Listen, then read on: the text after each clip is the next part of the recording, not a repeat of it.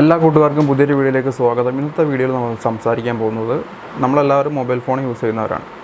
അപ്പോൾ ഈ phone complaint ആയി കഴിഞ്ഞാൽ നമ്മൾ സർവീസ് സെൻ്റർ കൊടുക്കാറുണ്ട് അല്ലേ? അങ്ങനെ സർവീസ് സെൻ്റർ കൊടുക്കുമ്പോൾ കുറച്ച് ശ്രദ്ധിക്കേണ്ട കുറച്ച് കാര്യങ്ങളെ ആണ് ഞാൻ ഈ ഒരു വീഡിയോ ചെയ്യുന്നത്.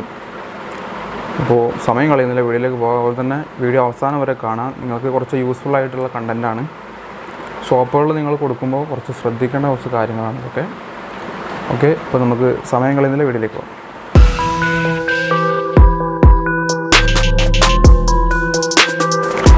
ആദ്യം തന്നെ നമ്മൾ ശ്രദ്ധിക്കേണ്ടത് എന്താണെന്ന് വെച്ചാൽ, മെയിനായിട്ട് നമ്മൾ ശ്രദ്ധിക്കേണ്ടത് നമുക്ക് വിശ്വാസ്യതയുള്ളൊരു ഷോപ്പിലാണ് നമ്മൾ കൊടുക്കേണ്ടത്. ഒരിക്കലും ഒരു നല്ലൊരു ഷോപ്പല്ലാത്ത, അതായത് ഷോപ്പിൻ്റെ ഭംഗിയല്ല ഉദ്ദേശിക്കുന്നത്, അവിടെ സർവീസും കാര്യങ്ങളൊക്കെ സർവീസർ നല്ല സർവീസറാണോ, നല്ലൊരു രീതിയിലുള്ള സർവീസറാണോ എന്ന് നോക്കിയിട്ട് കൊടുക്കുക. അതും വിശ്വാസ്യതയുള്ള ഷോപ്പുകളിൽ മാത്രം നിങ്ങൾ സർവീസിന് കൊടുക്കുക. അപ്പോൾ ഫോൺ കൊടുക്കുമ്പോൾ അതിൽ ആക്സസറീസോ മറ്റോ കാര്യങ്ങളോ ഒന്നും ആവശ്യമില്ല.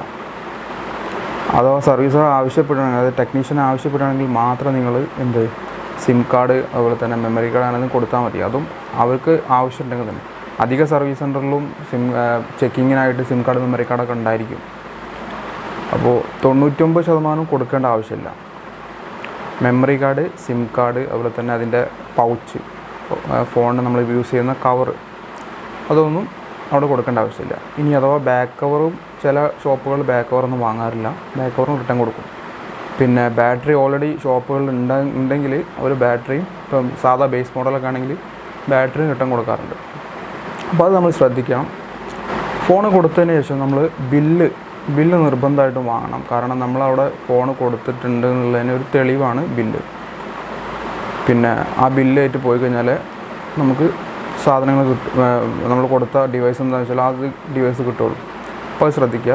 ബില്ല് വാങ്ങുന്നത് നിർബന്ധമായിട്ട് നമ്മൾ ബില്ല് വാങ്ങണം. അല്ലെങ്കിൽ യാതൊരു പ്രൂഫും നമ്മുടെ അടുത്ത് ഉണ്ടാവില്ല. നമ്മൾ ഒരുപാട് ഫോൺ വരുന്ന സർവീസ് സെൻ്ററൊക്കെ ആണെങ്കിൽ ഫോൺ തിരിച്ചുവിട്ടാനൊക്കെ ബുദ്ധിമുട്ടായിരിക്കും.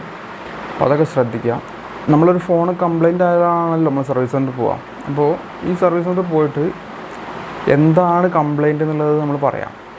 ഒരിക്കലും നമ്മൾ സൊല്യൂഷൻ നമ്മൾ പറഞ്ഞു കൊടുക്കേണ്ട ആവശ്യമില്ല ടെക്നീഷ്യന്. അത് നിങ്ങൾക്ക് മനസ്സിലായി ഞാൻ പറഞ്ഞുതരാം. അതായത് ഇപ്പം നമ്മളിപ്പോൾ ഒരു ഡിസ്പ്ലേ ഫുള്ള് ബ്ലാങ്കായിട്ട്, അതായത് ഡിസ്പ്ലേയിലൊന്നും കാണിക്കുന്നില്ല.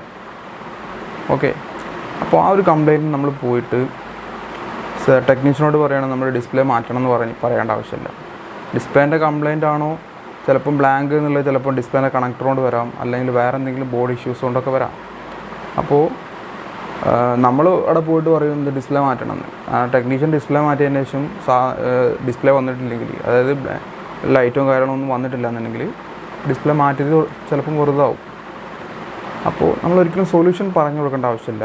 നല്ലൊരു ടെക്നീഷ്യൻ ആണെങ്കിൽ തീർച്ചയായിട്ടും അതിൻ്റെ സൊല്യൂഷൻ അവർക്കറിയാം. പിന്നെ വെള്ളത്തിൽ വീണ ഫോണുകളൊക്കെ ആണെങ്കിൽ ചിലപ്പോൾ റെഡി ആയി കഴിഞ്ഞാലും വീണ്ടും കംപ്ലയിൻസുകൾ വരാൻ ചാൻസ് ഉണ്ട്. അത് നമ്മൾ ശ്രദ്ധിക്കണം.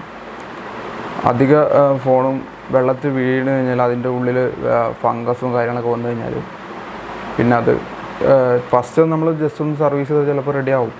അത് പിന്നീട് ചിലപ്പോൾ ഒരാഴ്ച അല്ലെങ്കിൽ 2 മാസം 3 മാസം കഴിഞ്ഞ് ചിലപ്പോൾ ഓട്ടോമാറ്റിക്കായിട്ട് അത് ഡെഡ് ആവാൻ ചാൻസ് ഉണ്ട്. അതുപോലെ തന്നെ ബാറ്ററി ബാക്കപ്പും കാര്യങ്ങളൊക്കെ കുറവുണ്ടാവാൻ ചാൻസ് ഉണ്ട്.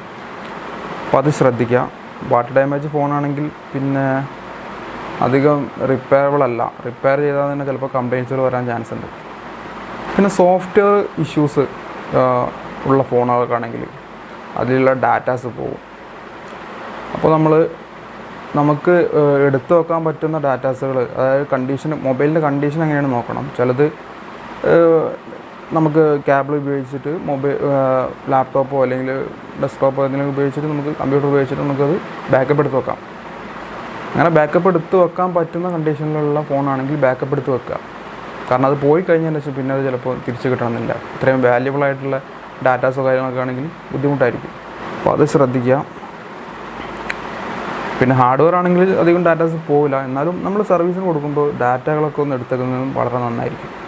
പിന്നെ ഡിസ്പ്ലേൻ്റെ കംപ്ലയിൻസും കാര്യങ്ങളൊക്കെ ഉള്ള ഫോണുകളാണെങ്കിൽ അതിന് ചിലപ്പോൾ ഈ സാംസങ്ങിൻ്റെ ഫോണൊക്കെ ആണെങ്കിൽ ഡിസ്പ്ലേ ഒറിജിനൽ ഇടുന്നതായിരിക്കും ബെറ്റർ. സാംസങ്ങിൻ്റെ അധികം LED ഡിസ്പ്ലേകളും ഡ്യൂപ്ലിക്കേറ്റ് ഇട്ട് കഴിഞ്ഞാൽ അതിന് ഫിറ്റിങ്സിനൊക്കെ വളരെ പ്രശ്നങ്ങളുണ്ടാകും. അപ്പോൾ അത് ശ്രദ്ധിക്കുക. നമ്മൾ വിചാരിക്കും ഡിസ്പ്ലേ മാറ്റി കഴിഞ്ഞാൽ തന്നെ ചിലപ്പോൾ ഫുൾ ഓക്കെ ആവും എന്നുള്ളത്. പക്ഷെ അങ്ങനെയല്ല. ഡിസ്പ്ലേ മാറ്റിക്കഴിഞ്ഞാൽ ഡ്യൂപ്ലിക്കേറ്റ് ഇട്ട് കഴിഞ്ഞാൽ ചിലപ്പോൾ ഫിറ്റിങ്സ് ചിലപ്പോൾ അത് ചെറിയ ചെറിയ ഗ്യാപ്പും കാര്യങ്ങളൊക്കെ ഉണ്ടാവും. ഗമ്മ് ഇട്ട് കഴിഞ്ഞാലും ചെറിയ ഗ്യാപ്പുകളൊക്കെ ഉണ്ടാവും. പിന്നെ ക്ലാരിറ്റിയിലൊക്കെ ഒരുപാട് വ്യത്യാസം ഉണ്ടാവും. അപ്പോൾ നമ്മൾ മാക്സിമം പുതിയ ഫോണൊക്കെ ആണെങ്കിൽ നമുക്ക് മാക്സിമം നമ്മൾ ഡിസ്പ്ലേ ഒറിജിനൽ ഇടുന്നതായിരിക്കും നന്നാവുക.